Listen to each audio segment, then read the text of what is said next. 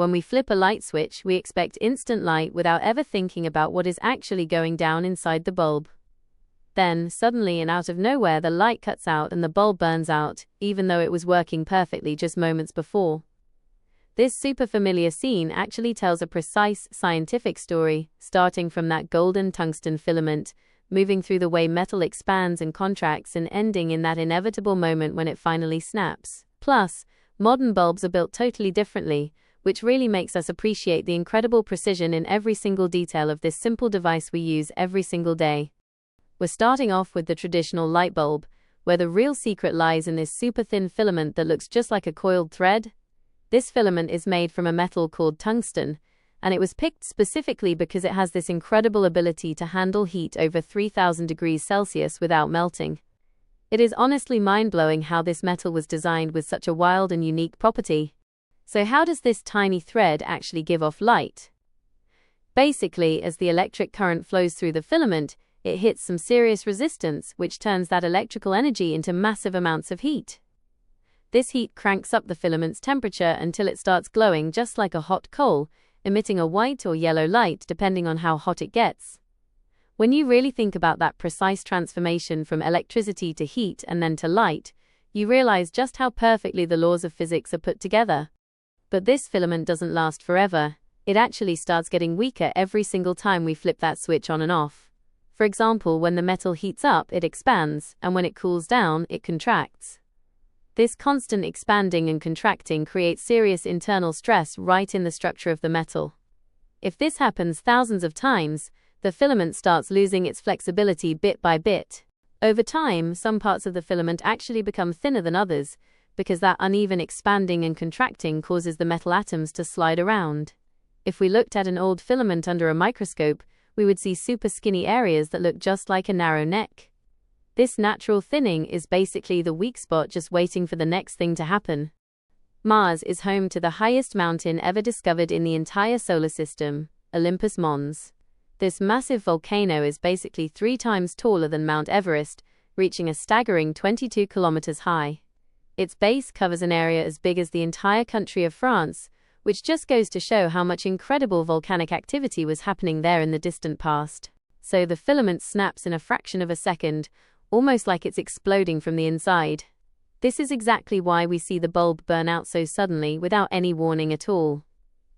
If you really look at the scene, the whole filament didn't actually burn up, it just snapped at its absolute weakest point.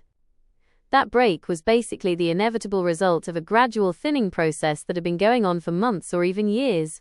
Sometimes, the bulb burns out the exact second you flip the switch, and that's usually because of a sudden spike in voltage. If the voltage jumps like from 220 volts to 240 volts all of a sudden, the current surges intensely. Since the current intensity is directly proportional to the voltage, a massive wave of energy hits that cold filament, melting it instantly like a tiny explosion. To make things even worse, when the filament is cold, its electrical resistance is way lower than when it's hot. In that very first fraction of a second after you flip the switch, a massive surge of current flows through, much higher than normal, giving the filament a huge thermal shock. If the voltage is unstable or even just a little bit too high, that shock is more than enough to rip the filament apart right from the get-go. That's the deal with traditional filament bulbs, but modern ones like LEDs, their story is on a whole different level. See, an LED bulb doesn't even have a filament, not at all. Instead, it relies on this tiny little chip made of semiconductor material. For example, when the current flows through this chip, electrons start zooming around and popping out light photons directly without all that crazy extra heat. That's exactly what makes them way more efficient and helps them last so much longer. Even though LEDs don't have to deal with that whole filament drama, they can still totally burn out of nowhere for other reasons.